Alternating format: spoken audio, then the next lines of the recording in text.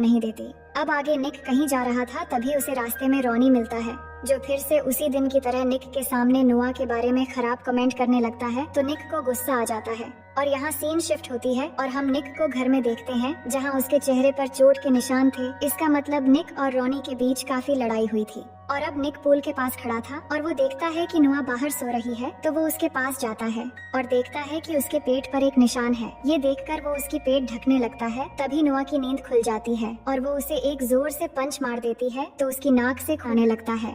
इसके बाद नोआ ये देखकर निक से माफी मांगती है और कहती है कि मुझे अचानक लगा कि डैन आकर मुझे परेशान कर रहा है, इसलिए जल्दबाजी में ऐसा हो गया। अब यहाँ पर दोनों एक बार फिर से करीब होने लगते हैं, लेकिन तभी वहाँ डैन आ जाता है और उन्हें देख लेता है। तो नोआ डैन से कहती है कि इस बारे में किसी को मत बताना और प्लीज कल यहाँ से चले जाना।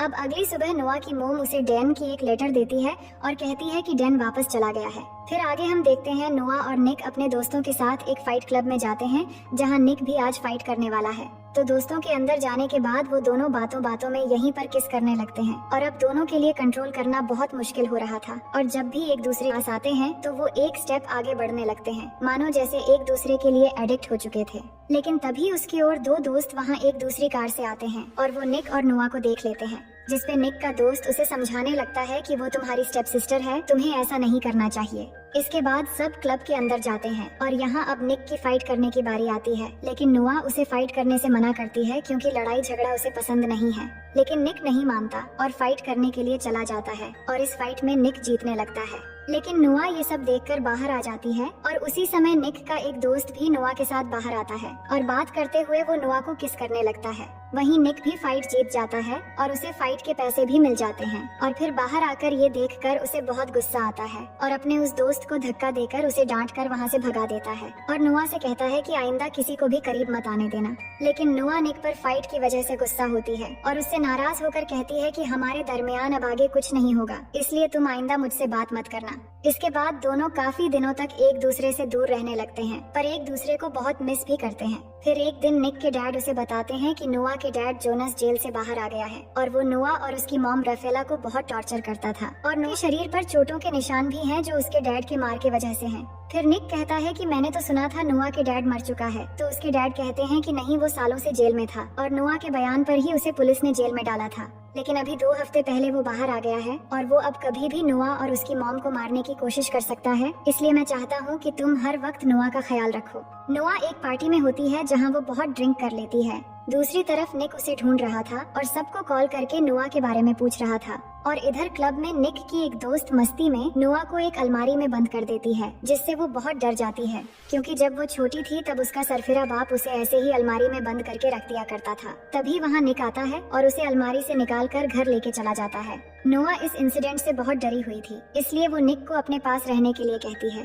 हालांकि निक के लिए ये बहुत मुश्किल था, लेकिन फिर भी बहुत मुश्किल से वो नोआ के कमरे में ही रात में रह जाता है। और फिर सुबह होने के बाद निक अपने रूम में जाने वाला ही होता है, लेकिन तभी उसके डैड आकर उन्हें एक साथ देख लेते हैं, जिससे दोनों घबरा जाते हैं। असल में निक के डैड उसकी बहन की बीमारी के बारे में बताने आए थे कि वो हॉस्पिटल में है, लेकिन दोनों की ये हालत देखकर वो गुस्सा होकर वहाँ से चले जाते हैं। इसके बाद निक नोआ को लेकर अपनी बहन मैगी से मिलने जाता है और उससे बात करता है। इसके बाद दोनों वापस आते समय निक कहता है कि अब थोड़ी देर बाद हम घर पहुंच जाएंगे। ये कहकर वो गाड़ी साइड में ले आकर बंद कर देता है। दोनों बहुत टेंशन में होते हैं क्योंकि दोनों को एक साथ उनके डैड ने देख लिया था। तो नोआ कहती है कि तुम्हारे डैड हमें अब एक साथ रहने नहीं देंगे और ये शायद हमारी आखिरी रात है। ये सुनते ही निक उसे किस करने लगता है और आखिरकार दोनों खुद पे पूरी तरह से कंट्रोल खो देते हैं। इसके बाद दोनों समंदर के किनारे चले जाते हैं, जहां दोनों इस पल को खूबसूरत और यादगार बनाने के लिए एक दूसरे के बेहद करीब हो जाते हैं और सुबह होने तक एक दूसरे के साथ रहते हैं। फिर निक नोआ से कहता है कि चलो हम यहाँ से कहीं दूर भाग जाते हैं, लेकिन नोआ इसके लिए राजी नहीं होती और कहती है कि मेरी मॉम को बहुत सालों बाद एक अच्छी जिंदगी मिली है, मैं उन्हें दुख नहीं दे सकती।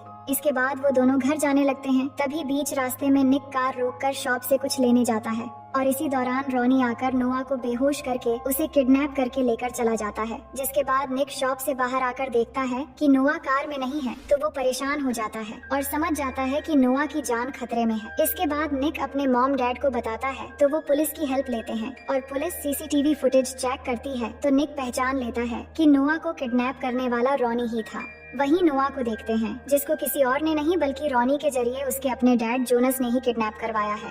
इसके बाद जोनस नोआ की मॉम को कॉल करता है और नोआ को छोड़ने के बदले में 10 लाख रुपए कैश कल शाम 4 बजे एक जगह आकर देने के लिए कहता है। तो निक के डैड 10 लाख रुपए देने के लिए तैयार हो जाते हैं। इसके बाद नोआ की मॉम विलियम के साथ पैसे लेकर जोनस के बताए हुए जगह जाकर इंतजार करने लगते हैं और पुलिस भी भेस बदलकर उनके साथ थे। लेकिन जोनस ने पहले से ही उन पर नजर रखने के लिए वहाँ एक कैमरा छुपाकर रख दिया था और इससे वो इनकी बातें भी सुन रहा था। वहीं निक भी एक लेडी पुलिस के साथ कार में था। तभी वो लेडी पुलिस निक से पूछती है कि क्या तुम सच में रॉनी के साथ कार रेस में हार गए थे? तो वो बताता है कि मैं नहीं हारा था, बल्कि उसने चीटिंग की थी और अब मैं जब भी उसे अपनी कार में देखता हूँ तो मुझे बहुत गुस्सा आता है, क्योंकि उस कार का इंश्योरेंस अभी भी मैं ही भर रहा हूँ। तभी निक को याद आता है कि इंश्योरेंस खत्म होने तक एक ट्रैकर कार में लगा होता है, तो पुलिस तुरंत उस कार को ट्रैक कर लेते हैं, जिससे उन्हें नोआ की लोकेशन पता चल जाता है। और वही जोनस को भी जब ये पता लगता है कि उसे ट्रैक कर लिया गया है, तो वो नोआ को साथ लेकर वहाँ से निकलकर भागने लगता है। तभी निक देखता है कि नोआ वो कार ड्राइव कर रही है, क्योंकि वो जोनस के गन पॉइंट पर थी। तभी निक भी उस कार का पीछा करने लगता है और पीछा करते करते एक जगह पर पहुंचने के बाद नोआ गाड़ी रोक देती है और तभी जोनस नोआ के सर पर गन रखकर उसे गाड़ी चलाने को कहता है। और अब निक और नोआ बिल्कुल एक दूसरे के आमने सामने होते हैं और दोनों कार तेजी से ड्राइव करते हुए आकर जब एकदम करीब हो जाते हैं, तभी वो दोनों कार में हैंड ब्रेक लगाकर नीचे जाते हैं और तभी निक के साथ बैठी फीमेल पुलिस ऑफिसर जोनस को गन से शूट कर देती है और उसकी मौत हो जाती है। इसके बाद हम देखते हैं कि नोआ की मॉम उससे जाकर मिलती है और अपनी बेटी को पाकर बहुत खुश होती है। अब कहानी के आखिर में हम देखते हैं कि निक चुपके से नोआ की रूम में जाता है और जाकर उसे गले लगा लेता है और दोनों बहुत खुश होते हैं। और अब दोनों जब भी एक दूसरे के पास होते हैं तो वो खुद को कंट्रोल करने की कोशिश भी नहीं करते हैं और वो एक दूसरे को पूरी तरह पाकर बहुत खुश हो जाते हैं। और वही हम नोआ और निक के पेरेंट्स को देखते हैं, जो आपस में बात करने लगते हैं कि उन्हें निक और नोआ के रिश्ते को किसी तरह खत्म करना होगा। और इसी के साथ ये कहानी यहीं पर खत्म हो जाती है। तो दोस्तों, मैं उम्मीद करती हूँ कि ये कहानी आपको बेहद पसंद आई होगी और अगर आप मेरे चैनल में नए हैं तो वीडियो को लाइक करके चैनल को सब्सक्राइब कर लीजिए।